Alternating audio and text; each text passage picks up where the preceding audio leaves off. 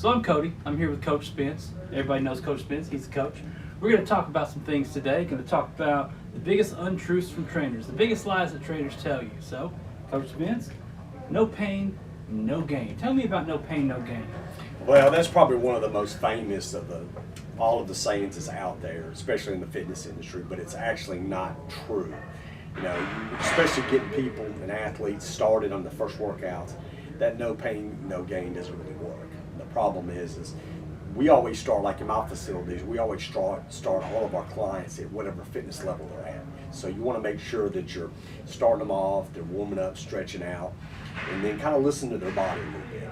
But when you go the no pain, no gain, you break through that barrier when they're early on, you're looking for some problems, some serious injuries can happen. So, you know, the no pain, no gain, you want gains. What they're really trying to say is bust through the walls, you know, don't hurt yourself, that kind of thing. Which is why do people want to say that? Why do people want to tell you if it doesn't hurt, you're not doing it right? Because to me, if it hurts, you're doing something wrong because it ain't supposed to hurt. Exactly. Well, what they want to do is actually just say, don't give up. Let's go a little bit further, and go a little bit further is okay. But once you get into pain, especially during the exercise, it's not very good, and that will cause some injuries. And that's as a trainer, that's the worst thing you can do, is have any kind of injury to your client. So maybe instead of no pain, no gain, it should be going the distance. Remember that song? Going the distance. That's right. That's right. All right. What about doing stomach exercises? Stomach exercise helps reduce body fat loss in stomach. Tell us about that. That's a misnomer. You know, for years people have always said, like, if a lady wanted to reduce her butt, they're like, hey, do butt exercises. If they wanted to reduce the fat in your stomach, well, let's do stomach exercises. That's not exactly how the body works. You know, if the body is like if you cut your finger, what comes out? Blood, right? Mm-hmm. Is that finger blood or is that body blood? That's the body. Exactly. Fat's stored the same way. If you'll notice, sometimes when you're losing, you'll lose more like on your back or your legs or your butt, sometimes on the stomach, but your body stores it in different areas. So actually doing crunches or doing exercises just for your stomach, what it's going to do is tighten the muscles in that area.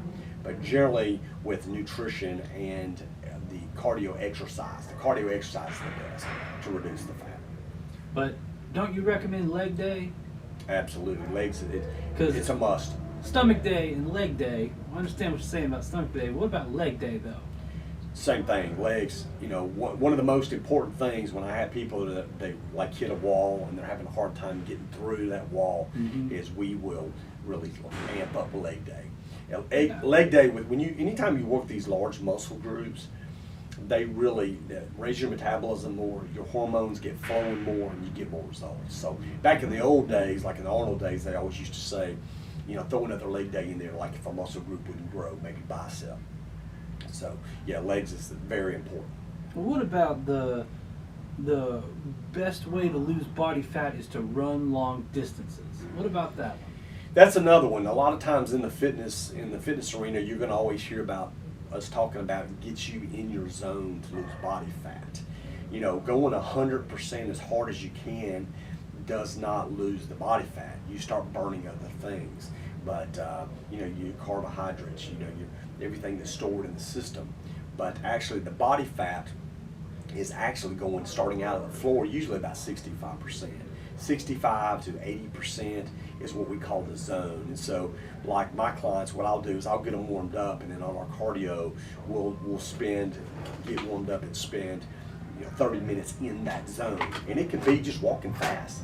And the client says, well, I'm not going really hard. Well, that's okay. I can go harder. No, we don't need to right now. We're in your zone to burn body fat. So it's really, really important. All right, what about doing calf raises help you jump higher? Does that really help you jump higher? No, it's just strengthening your calves will help you have stronger calves. But any like volleyball players, basketball players, or football players that are wide receivers, you know, you want to use explosion. I mean, there's several muscle groups that you use to get that explosion. Your calves is probably the minimum of them all. So yeah, for years when a lot of basketball kids would come in and they're like, hey, I got these shoes, it's going to help me jump. And I'm going, but they're not doing leg day and they're not working on explosion with their glutes and their hamstrings. So yeah, that's also a misnomer. Did you hear that? Leg day is important. If you want your kids to jump high, make sure they do leg day. That's exactly right. Coach, what about only fasting and calorie reduction help lose fat? That's a big problem I've had for years with a lot of these companies that do weight loss, and they cut back all of the calories from the client, and the client does not exercise. You know, if you starve the body off and you burn the fat, that's good, right? But if you lose muscle, Not good. it's not good. And so what happens with a lot of these people, they see a yo-yo diet. So they'll see, 3 or 4 months down the road, they get off, or the holidays hit, and then they put on that 40 pounds, but then they bring 10 pounds of his friends with them because they don't have the lean muscle mass to keep the fat burn off. So the idea is to, regulate and have smaller meals and nutrition-wise, have your supplements and do the right things, but have a program that you follow and keep that muscle intact. As you can see, Coach Spence, he has all the answers.